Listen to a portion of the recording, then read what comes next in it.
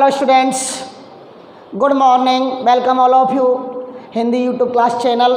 मैं मनोज खंडेलवाल आप सभी का हार्दिक अभिनंदन करता हूं, वंदन करता हूं और आशा करता हूं कि आप सभी हिंदी वीडियो क्लास को कंटिन्यू देख रहे होंगे और बड़ा रोचक अंदाज में आप सभी पढ़ रहे होंगे। दोस्तों, आप सभी ने कहा था कि सर पहला जो पार्ट समाप्त हो जाए तो उसकी पीडीएफ भेज देना। मैं ग्रुप पर और यूट्यूब पर आप सबको पीडीएफ पहले पार्ट की भेज चुका हूँ। प्रश्न उत्तर में मैंने कोशिश भी की है उसमें एक एक छोटा बड़ा जितना भी प्रश्न है सभी को लिखने की। आज हम दूसरा पार्ट स्टार्ट कर रहे हैं और बताना मुझे कमेंट्स में कि पीडीएफ में क्वेश्चन लिखावट कैसी थी, किस तरह से उनको उत्तर दिए गए थे। मैं आपकी उत्तरों की उम्मीद में अगले दिन की कोशिश में हमने यही कोशिश भी की थी कि हम लिख करके कुछ अच्छा आपको बताएं। आप कमेंट्स में बताने की कोशिश करें। आशा करूंगा कि आप सभी कमेंट्स करेंगे। और दो पार्ट अपन स्टार्ट करने जा रहे हैं और पार्ट का नाम है भ्रमर गीत। दोस्तों, सूरदास ने लिखा था। मैं आपको सूरदास जी के बारे में कुछ नहीं बहुत कुछ बताऊंगा और इनके बारे में बहुत कुछ कहा जाए फिर भी कम है, क्योंकि ये ऐसे कवि थे जिन्होंने हिंदी साहित्य की गरिमा को बहुत ऊंचाइयां प्रदान की और इतनी ऊंचाइयां कि शायद ही कोई कवि हो जिनका मुकाबला हम इनसे कर सकें। कोई शानी नहीं दोस्तों, इतनी महारत हिंदी साहित्य को ऊंचाइयों पर पहुंचाने। भ्रमर मीन्स भंवरा। पहले तो मैं इस गीत की बात बता देता हूं दोस्तों। प्रसंग उस समय का है जब श्री कृष्ण गोपियों का साथ छोड़कर के मथुरा चले जाते हैं। अक्रूर जी उन्हें ले जाते हैं कंस को मारने के लिए। जब कंस को मारने के लिए अक्रूर जी जाते हैं तो गोपियां बेहोश होकर के उनके रास्ते में आ जाती है कि हम श्री कृष्ण को जाने नहीं देंगे। तब अक्रूर जी ने उन्होंने समझाया लेकिन नहीं समझी। तब श्री कृष्ण जी ने उनसे कहा कि गोपियों, मैं मानता हूँ कि तुम्हारा लगाव मेरे से बहुत ज़्यादा है, लेकिन मेरे भी कुछ कर्तव्य हैं। तब मैं 1 साल का मुझे समय दो, मैं कंस को मार करके वापस तुम्हारे पास आ जाऊंगा। लेकिन दोस्तों साल बीत गए, 2 साल बीत गए, लेकिन श्री कृष्ण नहीं आए। आज गोपियाँ श्री कृष्ण की याद में विरह में दुर्बल होती जा रही हैं। कुछ ने तो ये भी वर्णन किया है दोस्तों कि उनके वियोग में इतनी कोमल हो गई, उनकी गर्दन इतनी कोमल हो गई कि जो हार था पहनने का, जैसे ही हार पहना और जितना हार जिस साइड में ढुलकता है उनकी गर्दन भी उधर ही ढुलकती चली जाए। चाहे आप इसे अतिशयोक्ति माने, लेकिन कवियों ने ऐसा वर्णन किया है। अगर बैठ गई तो फिर खड़ा हुआ नहीं जाता और खड़े हो गए तो फिर बैठा नहीं जाता। इधर श्री कृष्ण ने उद्धव नाम का एक उनका साथी था जो ज्ञान मार्ग पर ओर से अपना बड़ा घमंड था। श्री कृष्ण ने सोचा कि क्यों ना इस ज्ञान मार्ग के माध्यम से प्रेम मार्ग की महत्ता में सिद्ध करूं। दोस्तों, प्रेम की महत्ता को श्री कृष्ण ने इस तरह कहा है कि जिसने प्रेम नहीं किया जीवन में उसका जन्म लेना बेकार है, क्योंकि संसार की सबसे अनमोल चीज़ दोस्तों प्रेम है, जो निस्वार्थ होता है और निस्वार्थ भाव से किया गया प्रेम ही सबसे बड़ा श्रेष्ठकर होता है। प्रेम क्या है दोस्तों? प्रेम वह है जिसमें त्याग किया जाता है। त्याग की आकृति ही प्रेम का रूप निर्माण करती है। अब उद्धव से श्री कृष्ण भगवान ने कहा कि जाओ और गोपियों को तुम समझा के आओ, वो प्रेम के कारण मेरे विरह में पागल हुई जा रही हैं। उद्धव ने कहा भगवान ये मेरा तो बिल्कुल बाएं हाथ का काम है, मैं यूँ गया और मैं आया। श्री कृष्ण भगवान मनी मन मुस्कुराते हैं और कहते हैं कि इससे बड़ा घमंड है। आज गोपियों को समझाने के लिए उद्धव चला जाता है। कहते बॉडी लैंग्वेज कद काटे भी श्री कृष्ण भगवान जैसा ही थे। दूर से जैसे गोपियों ने देखा तो कहते हैं उसके शरीर में जान आ जाती है। मृत प्राय गोपियों के शरीर में जान आ जाती है और भगे भगे जाकर के सारी गोपियों को ये सूचना देती है कि श्री कृष्ण आ गए। पता नहीं कैसे उनके शरीर में जान आ जाती है और वो जैसे ही वहाँ जाती हैं तो वहाँ श्री कृष्ण को ना पा करके उद्धव को पाती हैं। यहाँ एक मुहावरा में यूँ कहूँ, आए थे हर वजन को ओटन लगे कपास। जिस कार्य के लिए आए थे वो कार्य नहीं हुआ और दूसरा कोई कार्य हुआ, निराश हो जाती हैं गोपियाँ। तब उद्धव ने समझाती है कि श्री कृष्ण के जो प्यार किया है आपने वो बेकार है। जिसने भी प्यार किया उसे जीवन भर पछताना पड़ा है। तुम ज्ञान मार्ग अपना लो जिससे तुम्हारा जीवन बेड़ा पार हो जाए। आज गोपियाँ उद्धव से कहती हैं कि उद्धव हमारे पास एक ही मन था जिसे श्री कृष्ण चुरा करके ले गए। अब हम किस और दूसरे मन से किसी और की आराधना करें? हमने श्री कृष्ण से प्यार किया था, प्यार किया और करते रहेंगे। तभी उद्धव और उनके बीच में वार्तालाप होती है और उद्धव जो था उनके प्रेम के आगे नतमस्तक हो जाता है और उन्हें एक विश्राम घर में ठहरा दिया जाता है। तभी वहाँ एक भंवरा गुजर रहा था, काला था और गोपियों ने उद्धव को भी काला माना। बिल्कुल वहाँ से यमुना नदी से भी उस साइड से मथुरा से आने वाले लोगों को उन्होंने काला कहा, जो दिल से भी काले थे, बाहर से भी काले थे और भीतर से भी काले थे गोपियों की नज़र में। उद्धव अक्रूर सबको ऐसा ही माना, तब उन्होंने उद्धव को आधार मान करके जो गीत लिखे वो कहलाया भ्रमर गीत। सूरदास जी ने बहुत अच्छे अंदाज में लिखा। कहते हैं दोस्तों सूरदास जी 1483 ईस्वी में पैदा हुए। पहला सूरदास के बारे में अपन थोड़ा सा जान लेते हैं। सूरदास जी 1483 ईस्वी में पैदा हुए, और पैदा हुए भाई साहब वो कहाँ, सूरदास जी दिल्ली के निकट। कहाँ हुए? दिल्ली के निकट सीही गांव में हुए।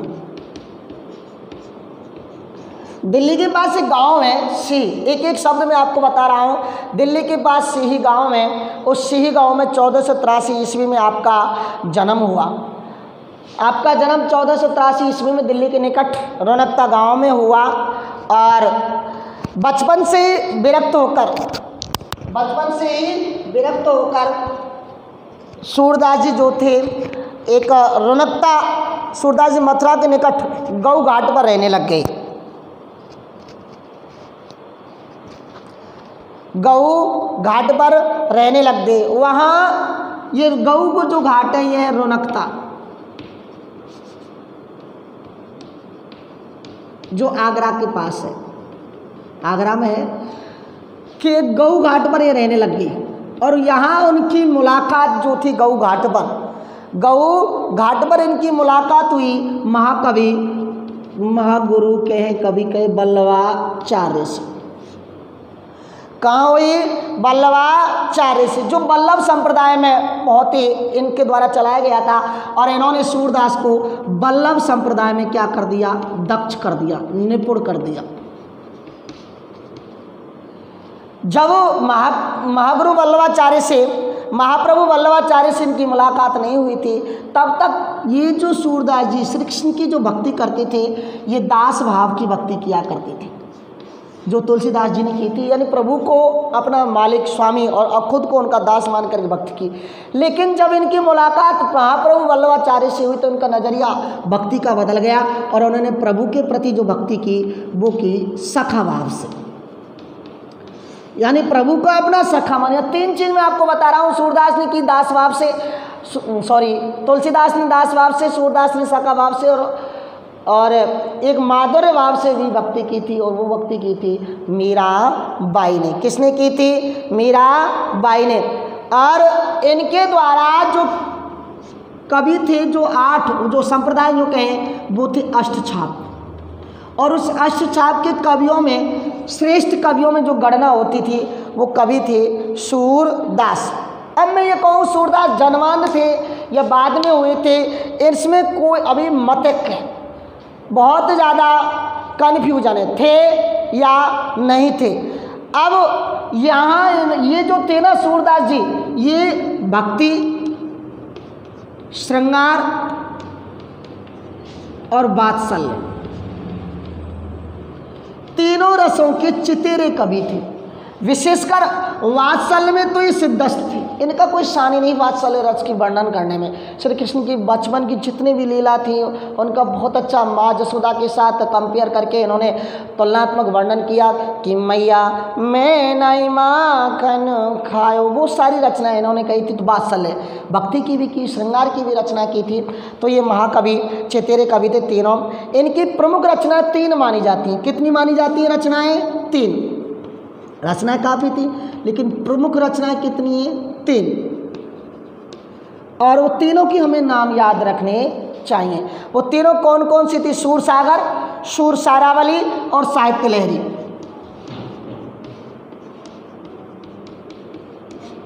सूरसागर, सूरसारावली, साहित्य लहरी, ये 3 रचनाएं थी सर जो सूरदास की थी। इन्होंने ब्रज भाषाओं में, इनकी भाषा प्रमुखतः कौन सी थी? ब्रज भाषा। प्रमुखतः श्री कृष्ण की लीलाओं का वर्णन किया। कृष्ण के जो लोक रंजक था, आम जीवन पर आधार जो काव्य था, जो वाणी थी, उस रूप को काव्य का आधार बनाया और उसमें जयदेव और विद्यापति जो दो महान कवि थे, जो गा करके उनकी कविताओं को बताया करते थे, उनकी काव्य परंपरा को, गायन की काव्य परंपरा को आगे बढ़ाया। इनके बारे में ये कहा जाता है क्या कि सूर्य सूर्य तुलसी शशि,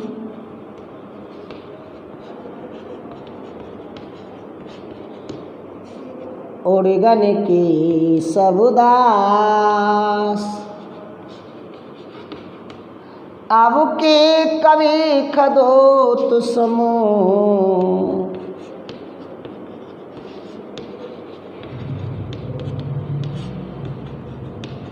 जह तह करत प्रकाश, जह तह करत प्रकाश। देखिए क्या कहा गया कि जैसा चित्रण वात्सल्य का श्री कृष्ण ने किया है, विश्व में किसी भी कवि ने ऐसा नहीं कहा, ये मैं कहूँ कोई कर नहीं सकता, तो ये कहना अतिशयोक्ति नहीं होगी। इसलिए इन कवि को वात्सल्य सम्राट कहा जाता है।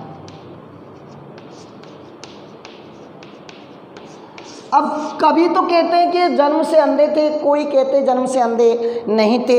1563 ईस्वी में इनका निधन हो गया था। अब 80 साल की उम्र में इन्होंने जीवन जिया। तो यहाँ ब्रह इस पाठ में भ्रमर गीत से 6 पद लिए गए हैं। तो इनके बारे में कहा था कि जन्म से अंधे थे, कोई कहता जन्म से अंधे नहीं थे। तो जो ये कहते जन्म से अंधे नहीं थे, वो एक कथा बताते हैं और कैसे ये बताते हैं कि श्री कृष्ण के ये भजन किया करते थे। अब एक बार एक बहुत ही सुंदर नारी इनके सामने से होकर के गुजरी। दोस्तों कहानी सुनना, बहुत सुंदर स्त्री इनके सामने से होकर के गुजरी और इनके सामने से बगल में होकर के जैसे गुजरी तो सुंदर मनमोहक उसके रूप को देख करके इनकी जो आंखें थी फटी की फटी रह जाती हैं। अब वो उसके पीछे पीछे चलने लग जाते हैं। कुछ दूर चलने पर वो सुंदरी जो थी वो डिसअपियर गायब हो जाती है। काफ़ी इधर उधर देखा लेकिन इन्हें वो नज़र नहीं आई। तब इन्होंने काफ़ी सोच विचार कर इन्हें ज्ञान हुआ, अरे मूर्ख, तूने जो प्रभु का भजन अब तक किया था, जिसका तूने भजन किया वो सब तूने तुच्छ चीज़ के लिए अपना सारा भजन बेकार कर दिया। अब वो उसे पश्चाताप हुआ, अब करे क्या। तब एक लोहार के पास जाता है और 2 कील बनवाता है लोहे की बड़ी। अब वो कील जो पहनी थी वो लोहे की कील पहनी बना करके वो अपनी आँखों में लगा लेता है और दोनों आँखों से अंधा हो जाता है। उधर से जब आ रहा था तो एक कुएं में गिर जाता है और वह कुएं में गिरते गिरते उन्होंने भक्ति की भगवान की। कहते हैं श्री कृष्ण ने डायरेक्ट उनको साक्षात दर्शन दिए और कहा कि तू वरदान मांग, मैं तेरी आँखें खोल देता हूँ। तब प्रभु ने कहा, उसने सूरदास ने कहा, प्रभु मुझे ऐसी आँख नहीं चाहिए जिसमें आपके अलावा किसी और के दर्शन हो। मुझे तो ऐसे दर्शन आँख दीजिए जिसमें मैं केवल और केवल आपके दर्शन को। तब कहा गया कि श्री कृष्ण भगवान ने उसे वरदान दिया और उसके अंदर के ज्ञान के चक्षु खुल गए। तो ये उनके बारे में कहा गया है। कोई कहता है वो जन्म से अंधे थे और कोई कहता जन्म से अंधे नहीं थे। अब हम चलते भ्रमर गीत पद फर्स्ट पर।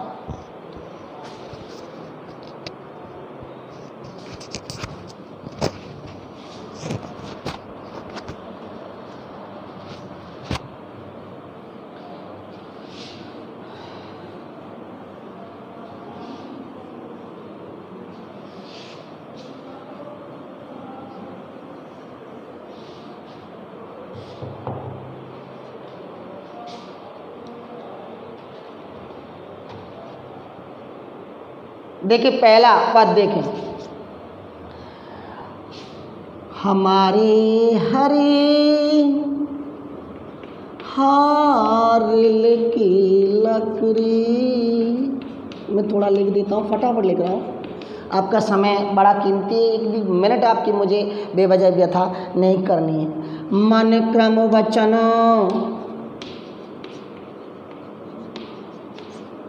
नंदो नंदन और ये ढड़ कर पकड़े।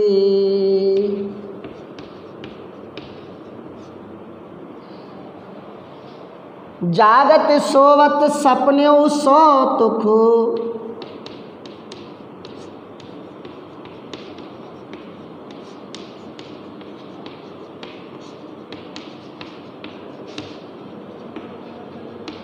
जागत सोवत सपने सो तुखो, सपने सौ तुख कान कान जकरी, कान कान जकरी सुनतई जोग लगत ऐसो अली, सुनतई जोग लगत ऐसो अली, जो करी ककरी, जो करी ककरी सोई व्याधि,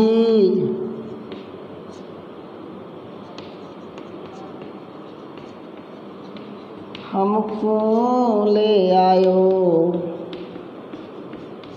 देखी सुनी न करी, देखी सुनी न करी, ये तो सूरत ने ले दीजो,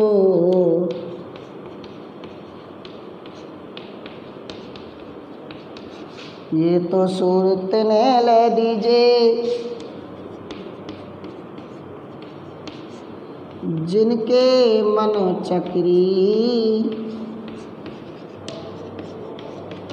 ये तो सूरत ने ले दीजिए, जिनके मन चक्री।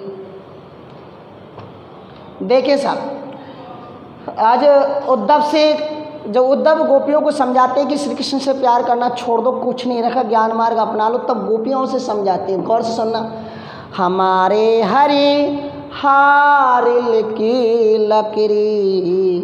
अब हरि का अर्थ आया है यहाँ श्री कृष्ण के लिए। किसके लिए आया है? श्री कृष्ण के लिए। और हारिल एक पक्षी का नाम है सर। कौन है? एक पक्षी है जो सदा अपने पंजे में लकड़ी को दबाए रखता है। और का अर्थ आया है यहाँ हृदय। दृढ़ कहते मजबूती से, दृढ़ कैसे? मजबूती से। और जकरी का अर्थ है जकड़ी हुई है। जकरी, जकर जकर लगे जो रहते हैं। चक्री, चक्री कहते भ्रमित।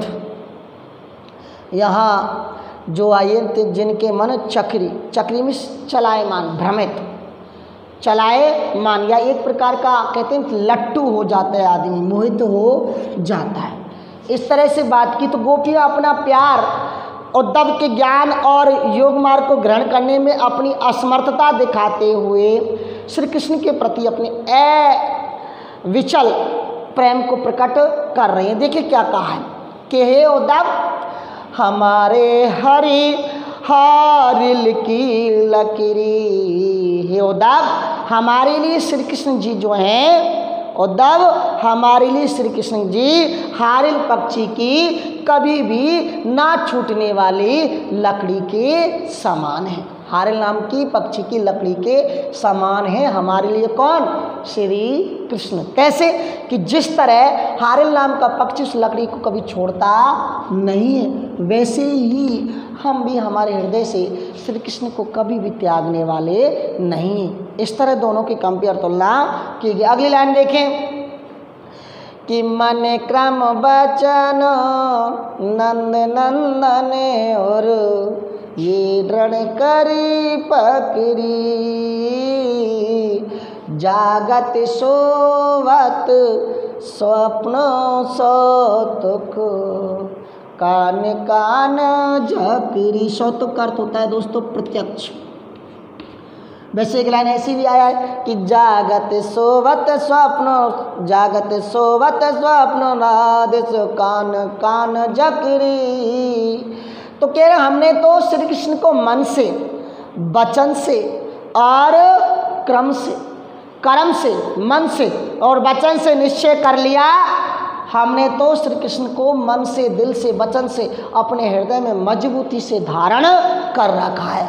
जागते हुए, सोते हुए, सपने में, प्रत्यक्ष रूप से, अप्रत्यक्ष रूप से हम तो काना, काना और काना, अर्थात हम तो जागते, सोते, सपने में हमने तो श्री कृष्ण के इस रूप ने हमको जकड़ रखा है। पकड़ रखा है। दिन रात प्रत्यक्ष अप्रत्यक्ष श्री कृष्ण के नाम के रूप ने हमें जकड़ रखा है, अर्थात हम उन्हीं की रट लगाए रहते हैं। मधुप सुनते ही जोग लगत वैसो अली, अली भौरा को कहा गया, मधुप को कहा गया, यानी यहाँ इन्होंने उद्धव पर टारगेट किया, आक्षेप किया क्या कि सुनते ही जोग लगत वैसो अल जो करे ककरी।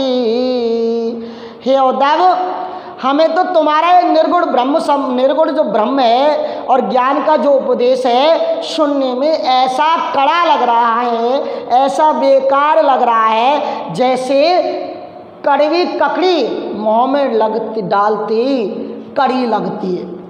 कड़ी ककड़ी जब हम मुँह में खाते तो मुँह हमारा कड़वा हो जाता है। ऐसे ही हे उद्धव, हे भमरा, हे मधुप, तुम्हारा योग जो है हमें तो सुनने में इतना कड़ा लग रहा है, इतना बेकार लग रहा है, जैसे मुँह में कड़वी ककड़ी डालने पर वो कड़वी लगती है। अगली लाइन देखें, सोई व्याध हमको ले आयो, सोई व्याध हमको ले आयो, देखी सुनी ना करी, देखी सुनी ना करी।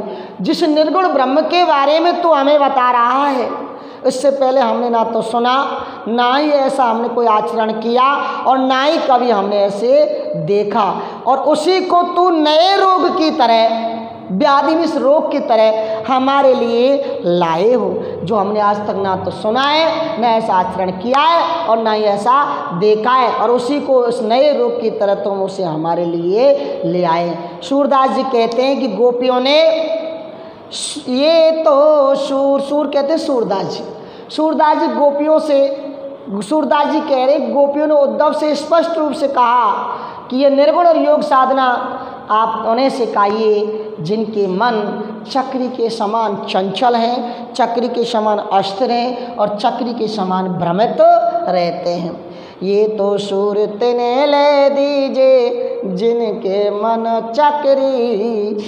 है उद्धव, या योग की बातें तो हमें मत सुनाए, योग की बातें तो उनके जाके सुना जिनके मन एक जगह टिके हुए नहीं है। हमने तो शाश्वत कृष्ण से प्रेम किया था, कर रहे हैं और करते रहेंगे। दोबारा से देख लें कि हमारे हरिहारिल की लकड़ी, हे उद्धव, हमारे लिए तो श्री कृष्ण हारिल नाम के पक्षी की लकड़ी के समान है। जैसे हारिल नाम का पक्षी अपने पंजे में लकड़ी को दबाए रखता है, छोड़ता नहीं है, ऐसे हम अपने हृदय से श्री कृष्ण की याद को भूलने वाले नहीं हैं। मन क्रम वचन नंदो नंदन और ये ढण कर पकड़ी, हमने तो मन से, वचन से और कर्म से श्री कृष्ण को अपने हृदय में बसा रखा है। जागते सोवत सपनों सौतुक, जागते सोते सपने में प्रत्यक्ष और अप्रत्यक्ष काल रूप कृष्ण के रूप ने हमको जकड़ रखा है। हे उद्धव, हे बोरा, सुन, तुम्हारा जो योग का संदेश है ये तो इतना कड़ा लग रहा है जैसे कड़ी ककड़ी हो। सोई व्याध हमको ले आयो, निर्गुण ब्रह्म का जो उपदेश है, निर्गुण ब्रह्म जो तुम बता रहे हो, ऐसा हमने तो आज तक देखा नहीं, ऐसा आचरण भी नहीं सुना, ना हमने सुना है ना आचरण किया है, और यह नई बीमारी तू हमारे लिए ले आया। सूरदास जी कहते हैं गोपियों ने स्पष्ट रूप से कहा कि हे उद्धव, तो यह योग की बात है तो उनको जाके सुनियो जिनके मन अस्थिर चंचले भ्रमित हैं। हम तो श्री कृष्ण से एक निष्ठ प्यार करते हैं, इसलिए हम पर इन योग की बातों का कोई प्रभाव आप पर पड़ने वाला नहीं है। इस तरह से ये पहला पद हमने आपको सुनाया। दूसरा पद मैं आपको पढ़ के बता देता हूँ, उसका अर्थ अपन अगले वीडियो में बहुत अच्छे तरीके से उनके अर्थ सब आपको समझाएंगे कि हम तो दो बात फल पायो, दोनों हाथों में लड्डू किस तरह होंगे अगली वीडियो में हम आपको बताएंगे। जो ब्रजनाथ मिले तो नीको, उद्धव से कह, उद्धव तू क्यों परेशान हो रहा है, प्यार हमने किया, दुख हम उठा रहे, तू बेवजह क्यों परेशान हो रहा है। कि जो ब्रजनाथ मिले तो नीको, जग तर जग जस पायो, मिले तो अच्छा, नहीं मिले तो अच्छा। आपको बताएंगे कैसे। कहाँ वे गोकुल की गोपी सब बरनहीन लग जाती, कहते गो श्री कृष्ण में भूल गया, भूल जाने दो। कहाँ श्री कृष्ण इतने बड़े और कहाँ हम गोकुल की निम्न जाति की स्त्रियां, कहाँ वे कमला के स्वामी, कहाँ वे लक्ष्मी के पति, उनके साथ मिले बैठी एक पाती। एक लाइन में हम बैठिए, कम है क्या? निगम उद्यान मुनि ज्ञान अगोचर ते भय घोष निवासी, ता ऊपर अब साच कहो दो उदो कौन की मुक्ति कौन की दासी। आक्षेप किया बहुत अच्छे अंदाज में, मैं आपको नेक्स्ट वीडियो में बताऊंगा कि हे उद्धव, तू जिस मोक्ष की, जिस निर्गुण की बात कर रहा है वो ये तो बता दे उसका स्वामी कौन है। जोग कथा पालू गो उदो, तेरे हाथ जोड़े पामन पूजे या कथा हमको मत के, सूर्य श्याम तज और भजे। लास्ट में देखो कितनी अच्छी बात कह दी, सूरदास जी कह रहे, गोपियाँ कहने लगे कि सूर्य श्याम तज और भजे, कि सूरदास को छोड़ के तो किसी और का भजन करता है। जाकी ताकी जननी चार, वो अपनी माँ